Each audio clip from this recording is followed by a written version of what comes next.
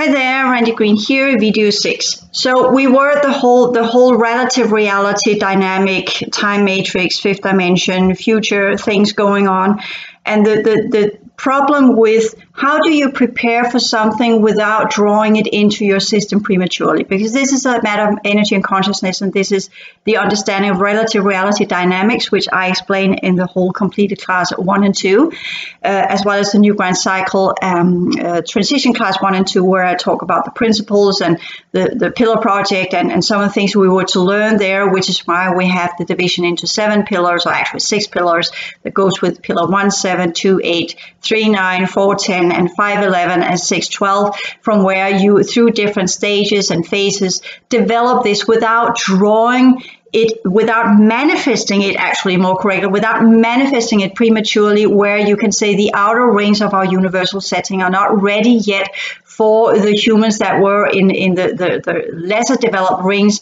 It's not ready yet, and that's why when we go with the technology of the lesser progressive universe, the LPU and the central sun, it's all about this downsized or a little bit reverted type of third cycle energy that controls the progression rate in a slower form, from where you develop in a more gradient way instead of doing the step ladder cataclysmic event evolution, which is was very one of the key signatures of the third cycle, which we understood that was not a good idea. So in the fourth cycle, it was the whole gradient kind of thing, and that goes in with let's take it slow and mature slowly and all these kind of things, which were a kind of a reaction to the third cycle cataclysmic event evolution, cataclysmic event.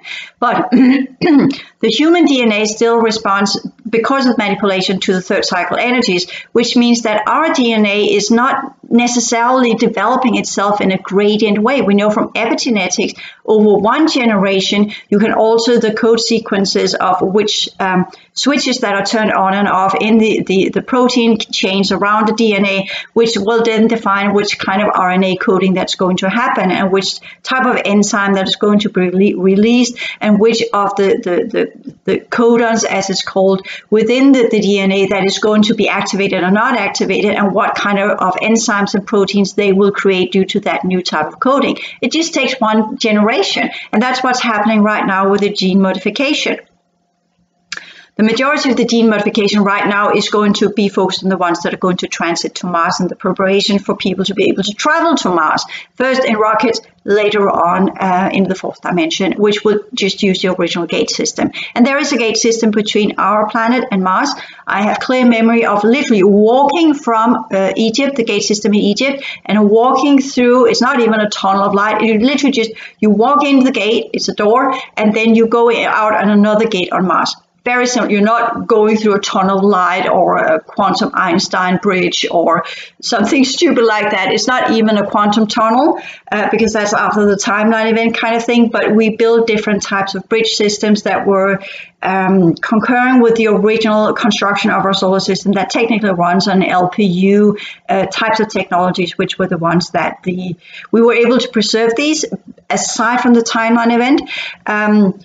That was some of the first things we reconstructed. So that also meant that those of us who were not so infected by the timeline event energies and the infection that came with the third cycle energies, we were still able to use these gate systems. But eventually, as people got more and more infected by the third cycle energies and contaminated genetics and the fragments and whatever had been going on, it became more and more possible to use these bridges. And that's why we shut them down, especially after the hijacked races came in. And they tried to get these gate systems, because if they could access these gate systems, they would then be able to literally enter into the original LPU under the solar regions, and by that begin chewing their way into what we could call the non-regressed humanoid worlds, but still under the LPU because it's the same type of technology. So that was shut down quickly. So that's part of the plan for opening up Mars again in the fourth dimension, but only in the fourth dimension. The fifth dimension will not be let into under the solar regions because of the forthcoming fifth dimensional cataclysmic event that is going to happen, and we'll try to isolate it on our Earth and try to get Mars everyone there shifted out of our solar system before that happened. So that's also something you need to take into consideration. I know I'm putting a lot of information in here, but that's just so you understand when we talk about the ascension of humanity on the planet Earth, it's not simple. You have genetic modification, you have the forthcoming events and what we need to do that will save as many as possible to do the transition, as many of the original lineages, because you know that's what the councils want. I don't want that, but the councils want that. So I will adhere to that and say, okay, that's what you want, so let me at least work with you instead of constantly working against you, because at some point it just becomes a little bit tiring, right? And it's not productive for where we are now. It was productive for me to work against the councils while I was doing the third cycle warrior path, because there I needed to repel the councils so I would not be energetically connected to them as I was traversing the dark walls and the underworld and the shit races and whatever was going on there. When you do the warrior path, you are absolutely isolated, you are absolutely on your own, and you are a soldier on your own right, and you are not part of a team, you're not part of a group. You work as an individual warrior with what you have created yourself to be due to that purpose you have. When you go into the older cycles or whatever remains there, you re-engineer yourself in a specific way so that you will not in any way, shape, or form tie back to the ones that are doing the group-oriented work, that are doing the path of the many, so to speak, that are part of the love and light, that are part of the more peaceful communities that leads to the solar rishis and the true humans. Because they are not warriors. That's part of the third cycle, and whoever came after the third cycle were trying the best they could not to be warring. And when I was part of the Pillar Project, I was not a warrior either. I was all peaceful, kind of. I've been there, done that, so I know what it means. So I know the difference. But once I was exiled and I decided to do what I needed to do, I became the warrior because I needed to go back and I needed to dig up what was left of my peers and the ones that are part of my Pillar Project and the portion of the Pillar Project, because that was a group as well. So this is where you understand the differences. And if you are to survive as a warrior, as a soul warrior, going back into the darkness and the evil forces or whatever, you still need to be group oriented. You need to understand this is done for the purpose of the many and not for you individually, because then whenever whatever rubs up on you, it will be difficult for you to rebalance yourself, and you will be completely self-preserving, and whatever rubs up on you will too easily taint you and you will lose your way, which we have seen with many of the ones that chose the warrior path. Most of them have unfortunately turned into falling angelic or dark warriors, or working with the Syrians that were cut off from the original Syrian project. So just so you understand these dynamics, that there's nothing simple in the love and light peaceful evolution gradient trying to evolve the DNA so things will not be drawn in prematurely, that will cast people into a cataclysmic event they are not trained for. So how do we train them to be able to do the cataclysmic event without making them into warriors? And then you have the other path that is accustomed to cataclysmic event, evolution, cataclysmic event, evolution, cataclysmic event, evolution. So you have these two oppositions that are in our system, and that is where we are in between figuring out, okay, how do we do this? So how do we at the same time train people to be able to withstand those of us who choose to stay here? How are we going to train that when we're still having the love and lighters that will not in any ways or forms be prepared for the cataclysmic event? And we were trying to protect some of these on Mars, building these cities that are up there. Some of them were in the vicinity of the Earth type of fourth dimension. They were domes. This is also why I know that the future humanity will also do domes, because that's a completion of a cycle. But we still have to protect them, because once the regress races came in, and that time we also had Dracos from the fifth dimension, and some of these, they were sitting ducks on Mars. They were taken over and enslaved, and some of these became the foundation of what you understand as the oldest version of the Egyptian civilization. They actually came from Mars, but were enslaved and brought here by the Dracos, and were reinstated, in what we understand as the artificial fourth dimension after the takeover by the hijackers. So that's part of the portion of the humans that used to be on Mars that were part of the fourth dimensional setting after the hijacking some 50,000 years ago. And some of them are part of the original human civilization that we have on our planet that are part of the Sumerian and Egyptian lineages, which is why they will be the ones that must go to Mars as well. But some of them must undergo humongous genetic modification because their original Martian genome has been infected and contaminated due to their existence on Earth and what was done to them by the regressed races, and how they're going to return to Mars. So in many ways, you can say we have to ship them out first, and then we can focus on, okay, the warrior path on Earth, because those of us who remain here, we're going to do the cataclysmic event.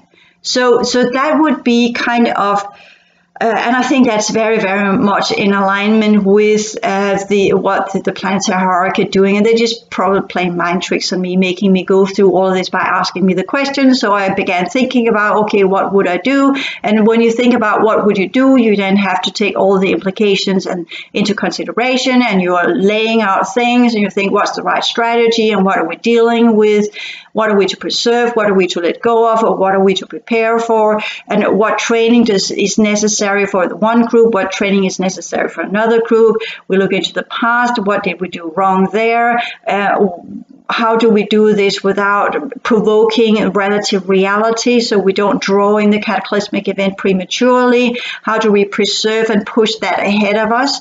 And this is where you can say, well, is the grace that came in and recreated our entire holographic program, were they benevolent? Were they malevolent? Were they in-betweeners? Were the first part of the malevolent, have they then been swayed to the benevolent races and are now under the control of some of the Pegasus host field Niburian races, which is the plan, because then we can use that for the genetic modification programs in the solar system nations that are going to reside on Mars, and they're not going to remain on our planet. And then we have the other ones that are going to do the fifth dimensional stuff that goes with the older races that remember how to do war. We will remain here, but what training programs should they be part of? And that's part of the training programs I have been part of.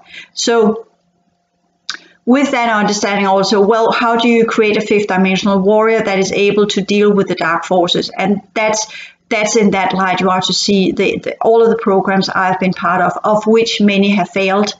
So this is, we haven't solved that equation yet. I am not the miraculous worker with that one because of the contamination, the infection. That happens when you are in contact with the dark forces. It's very, very complex and very, very difficult to maintain yourself and not darken and not be swayed and become what you're fighting. So that's the problem with the warrior path.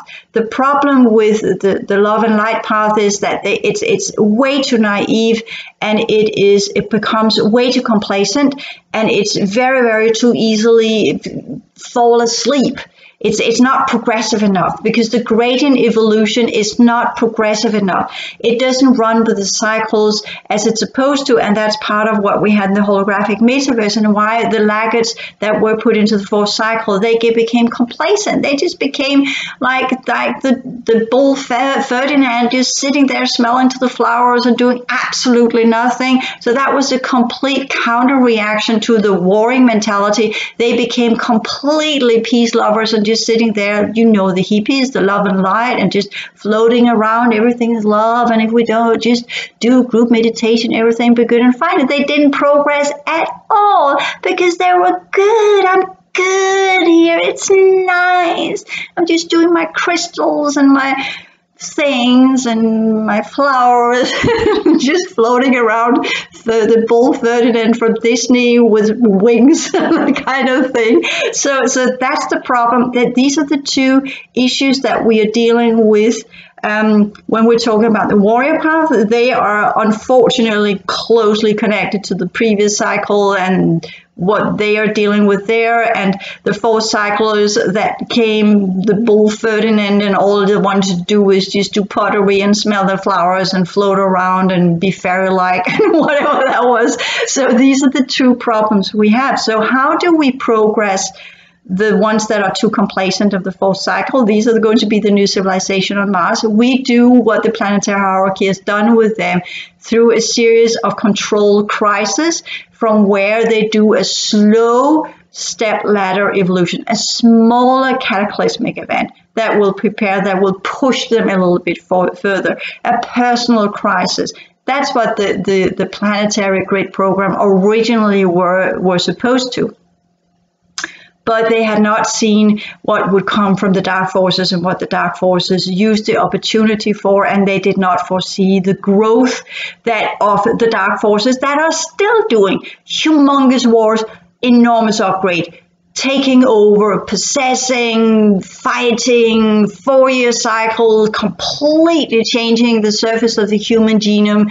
Just took them fucking 4 years to alter the human population into being able to grow dark genetics. 4 fucking years, and then their project was in place.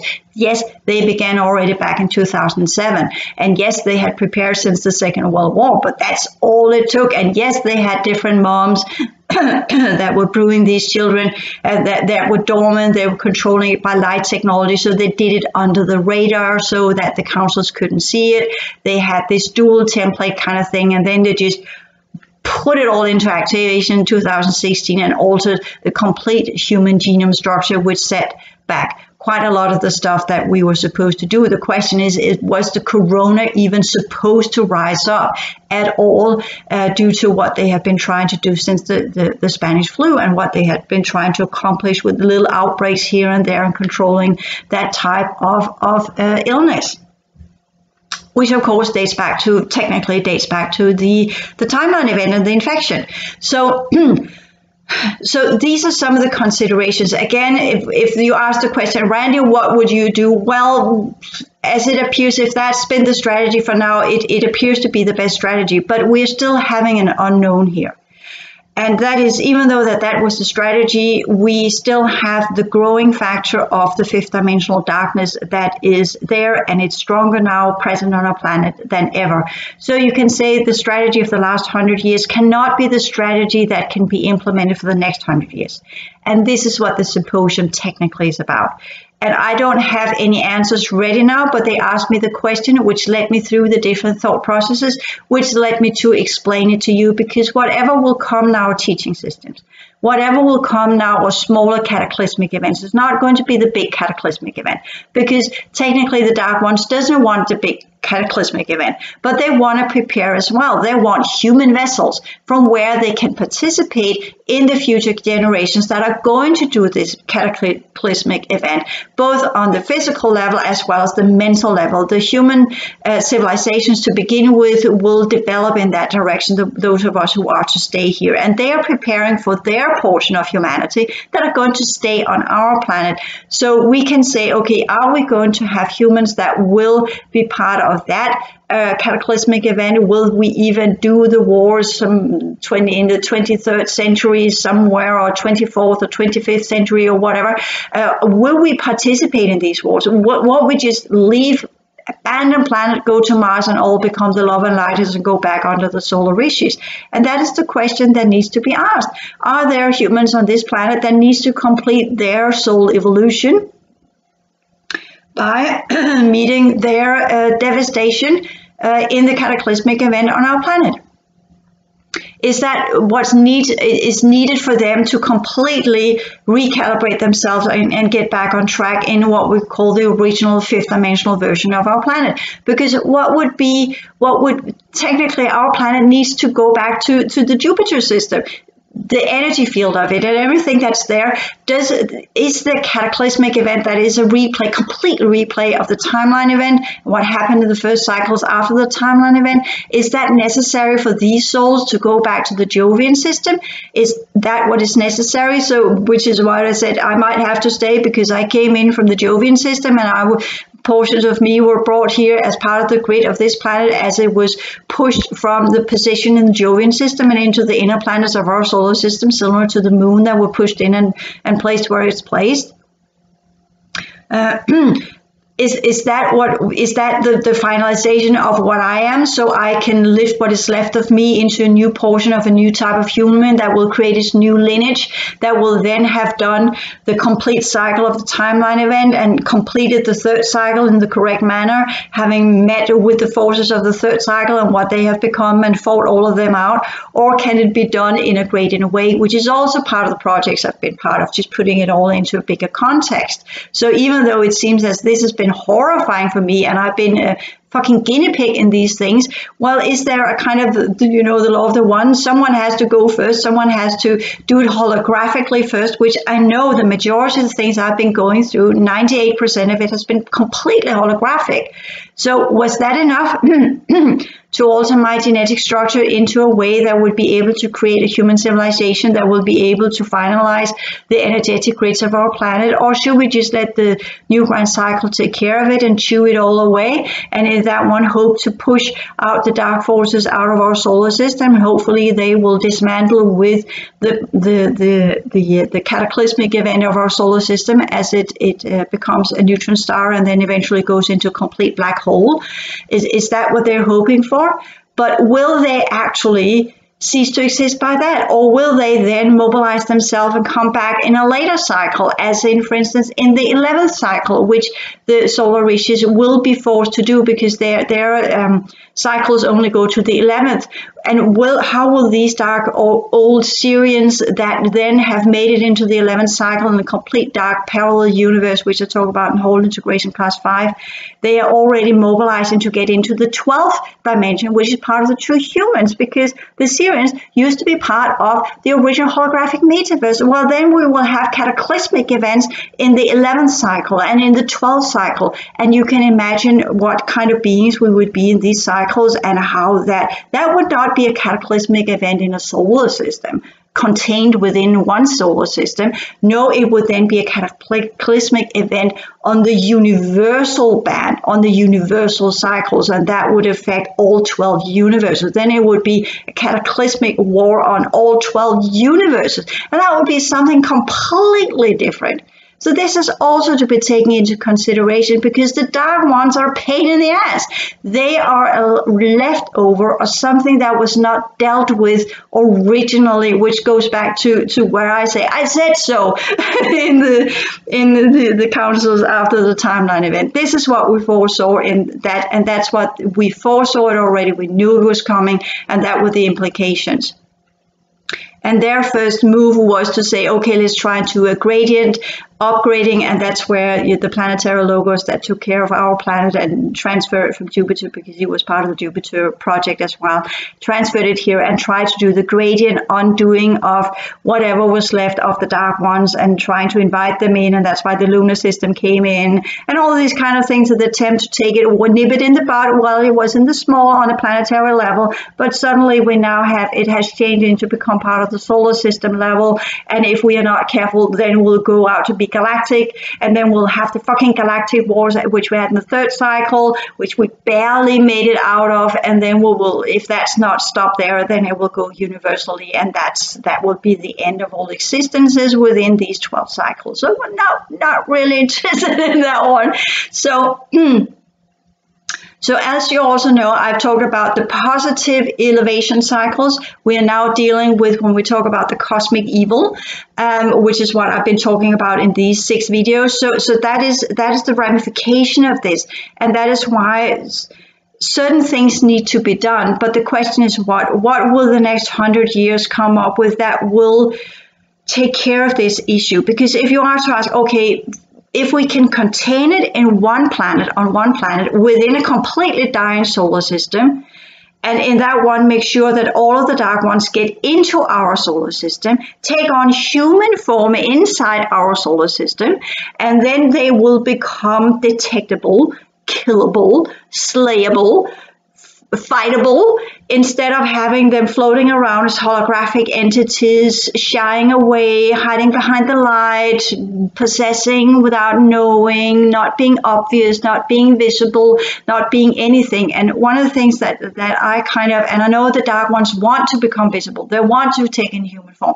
they want to take the fight, they don't want to float around as holograph or possessing entities or weird creatures in the underworld or caught in the dark world, still tied up to technology, floating around in abandoned pods and cryo chambers and stuck there forever in agony and pain and despair, and not being able to at least have a go that would physically get them back online or do the third initiation and go back to the Sirius system, which is never possible because they are now too different. So they are repelled no matter how much they try. So what are the solution for these? How will that come to completion where they will finalize and cease to exist? Because clearly they have now made technologies and have developed ways that will make them become eternal in a sort of way, similar to as we are eternal in the holographic metaverse, and in the original LPU, we were eternal there as well. So as I said, I don't have any solutions, but now you have kind of got the layout, and that is some of the part of which you are to determine when you begin the whole Solarian and solar transition. As in this is not just because you do the solar transition does not mean you will automatically be love and light. It does not mean automatically that things will be simple and easy and comfortable and nice and this will be an advanced civilization that will be all good. This is that is the goal. That is what we all strive for, and nobody really wants cataclysmic events to be part of the human evolutionary cycles, because we have already done that in the third cycle. But we are not interested in the complacent love and lighters that are not capable of progressing either, because they're just too fucking lazy and too inefficient. And it's all about me and mine and my emotions and my boyfriend, my girlfriend and my offspring and my cat and my dog and whatever, all sorts of things that are not really important and completely missing the point. What were the animals created for to begin with? They are transforming genetics as well after the timeline event. Okay, they were hijacked, now they're incubators. But that was the original purpose. What was the purpose of a plant kingdom? That was the Pleiadian technology with the divas. That was to transform lesser versions of the true human or humanoid genetics, mostly the humanoid genetics, similar to the insectoid realms, of which many of the devas, when you see them in the true form, they're actually sort of insectoid race, but not insectoids as we've seen them in the artificial fourth dimension. They're slightly different because these types of devas are technically in the fifth dimension. So you have an insectoid race in the fifth dimension, which are quite different and benevolent at the same time. So they're different from the insectoids you might meet in the fourth dimension. Again, just saying. So, and that's why they're also in the eighth dimension, and that's why they had to shut down, because you have quite a lot of for instance, the AI and the ant civilizations from the divine system is also in the eighth dimension. So that's why that needs to shut down, because due to the military projects and what's going to happen, they are getting closer into our reality, and by that they are also able to get closer because we have the Deva remnants on our planet, so they can use that to bridge into the Neptunian system, which is why the gate systems are shutting down and are completely shutting down now, so nothing can go through these gates.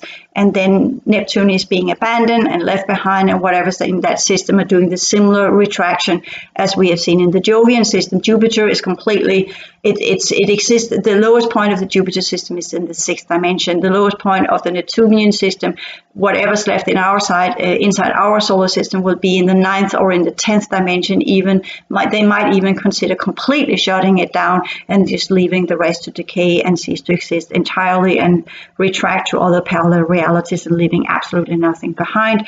They can do so easily because they are this kind of what we call more higher dimensional race.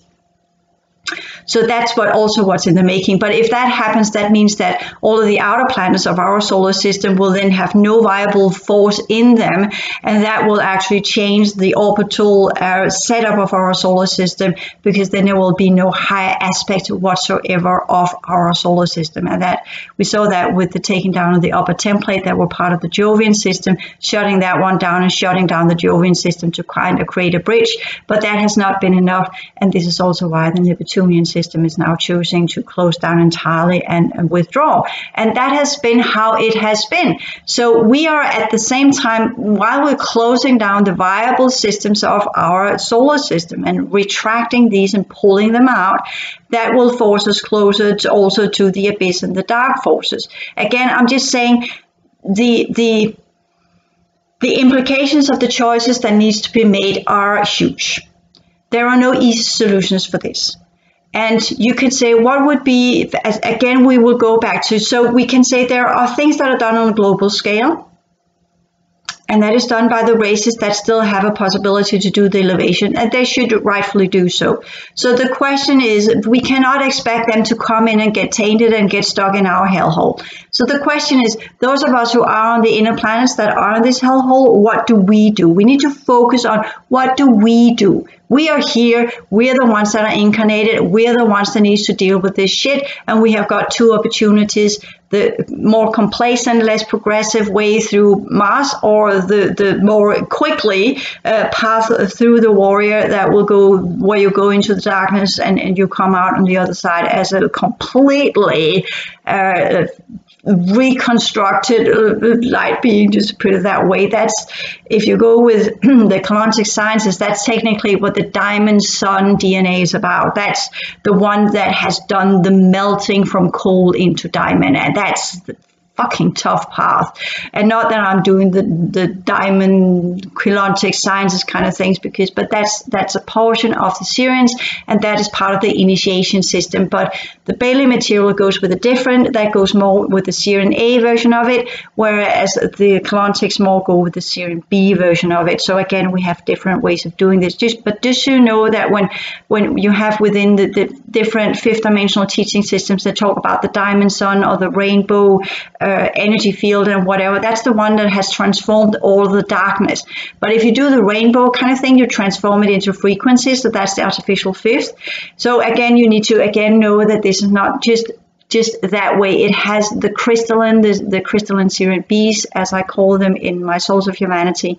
These are the ones that goes with the whole diamond sun, recreational rainbow thing, avatar, whatever that was. Can't remember it because I was not really able to do any of the Keylontics other than read the material, and then I got so heavily attacked by it that I had to let it go.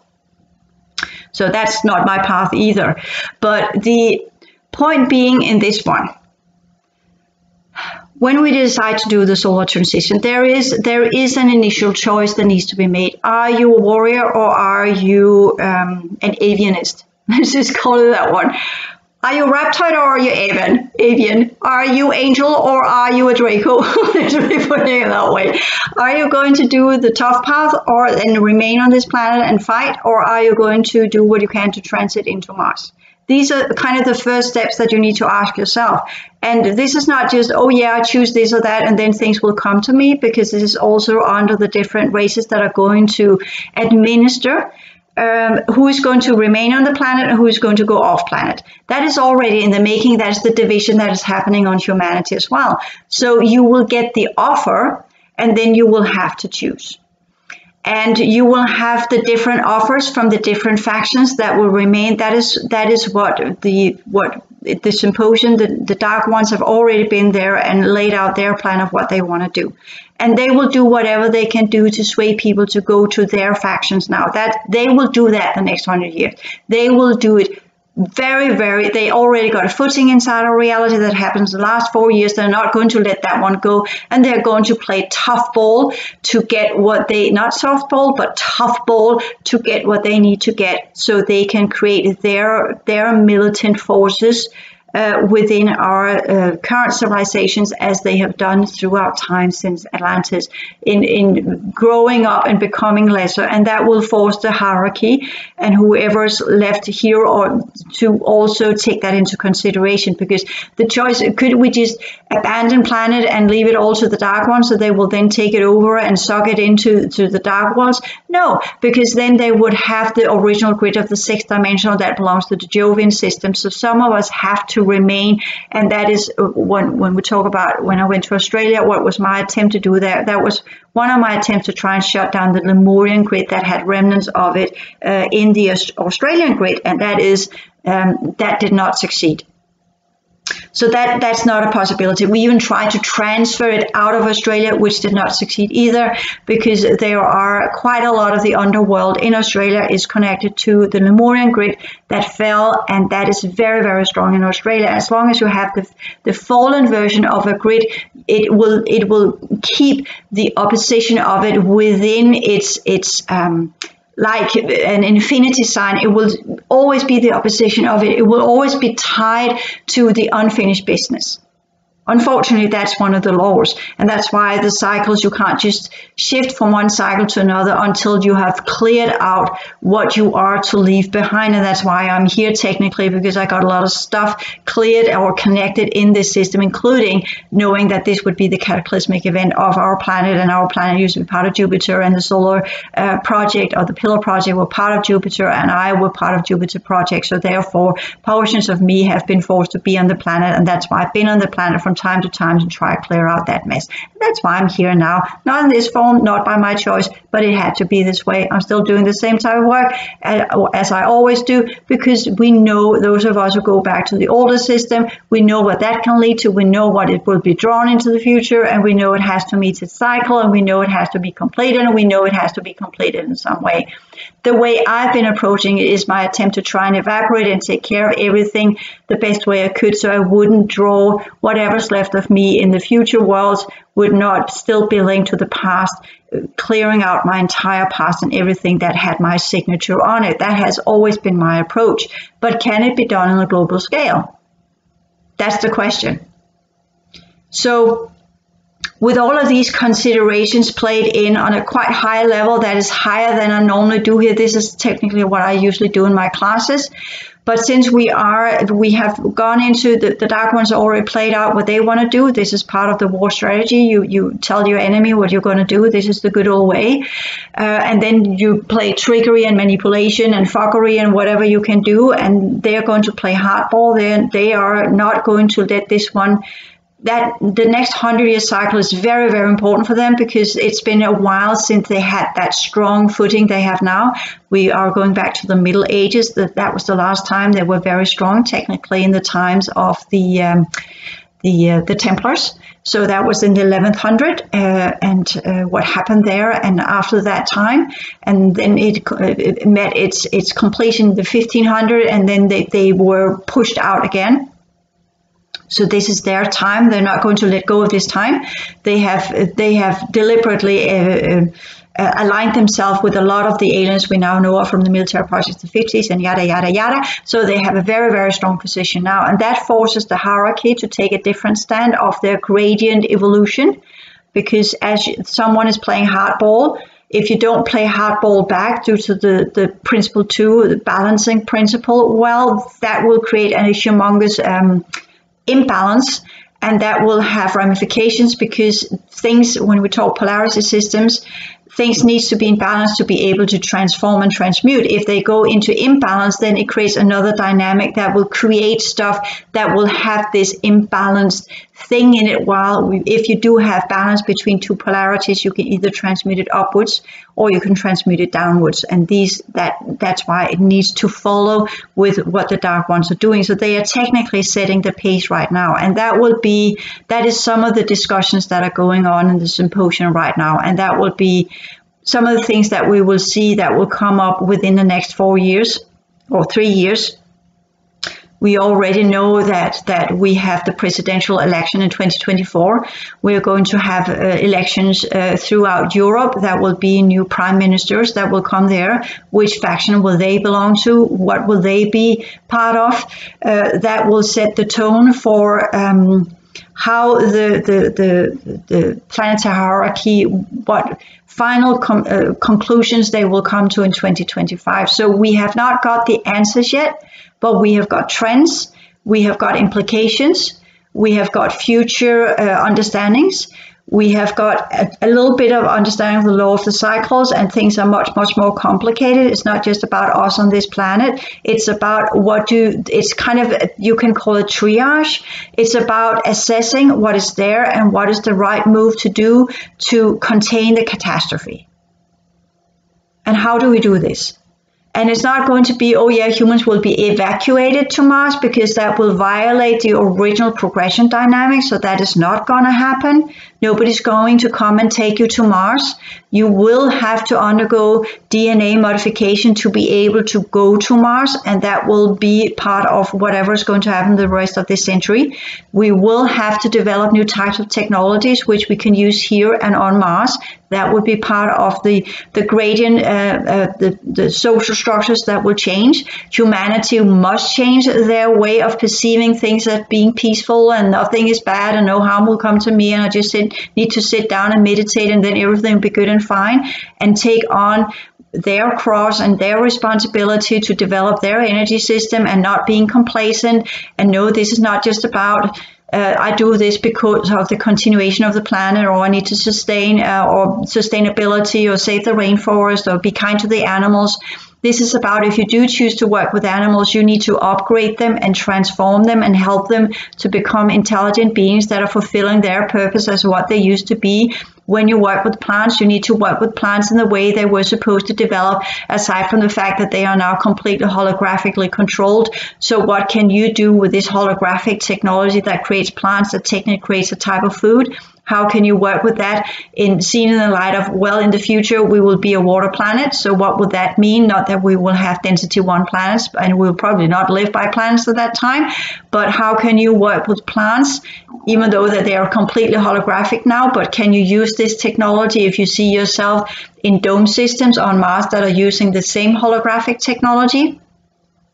Can you alter the current technology and take control of it so it can't be used by the benevolent races, so that when we do go to Mars and we use the same type of technology, can we make it a perimeter around it, a ring pass knot, so that the evil fourth dimensional races will not come to Mars, so we can exclude them from that project? So all of these kind of things are part of the solar transition. And I know in the whole transition class 1, I approached this differently, but I chose to let it be there. So that is kind of because that's the build up from 2020 and then into technically a week ago.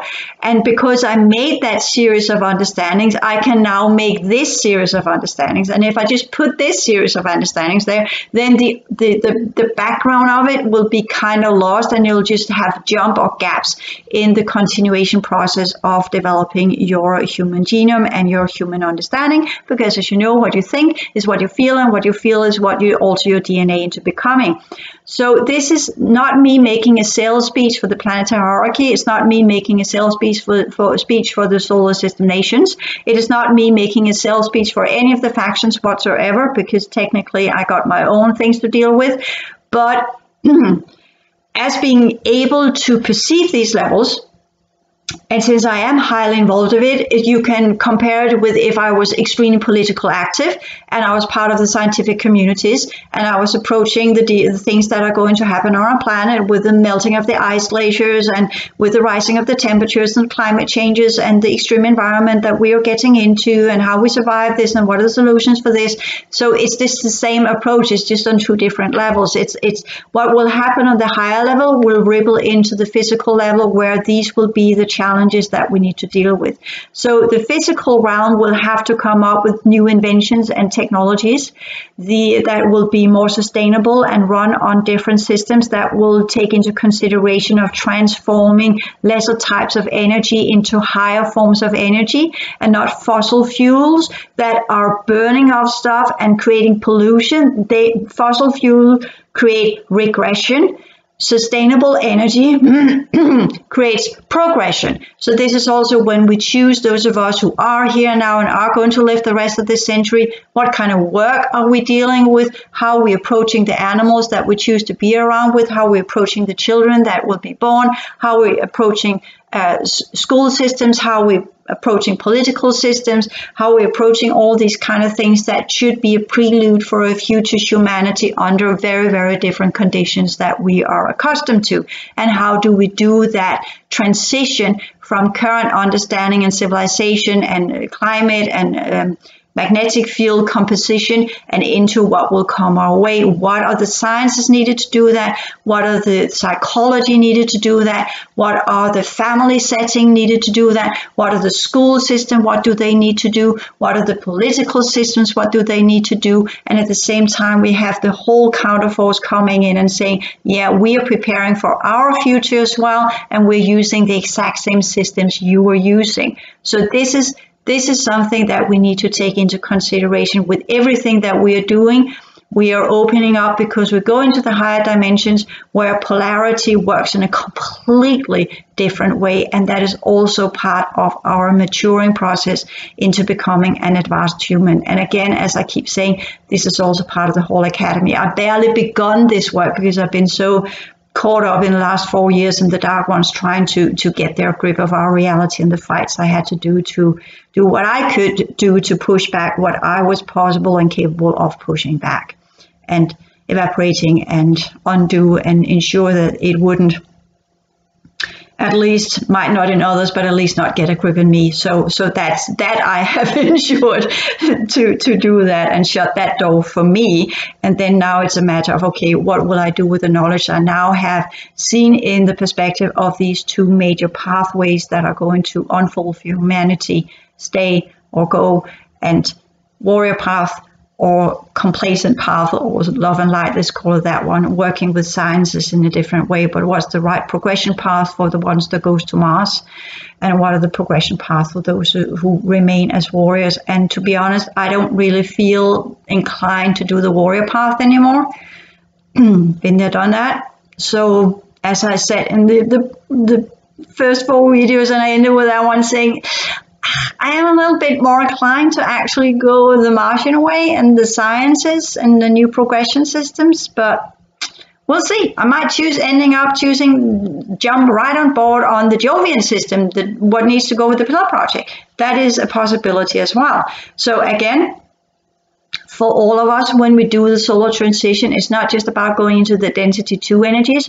When we go into the density 2 energies, new pathways open up, new choices open up, new considerations open up, and new levels of our awareness open up that will position us within the solar system and what's possible within our solar system and where we are to go after this solar system.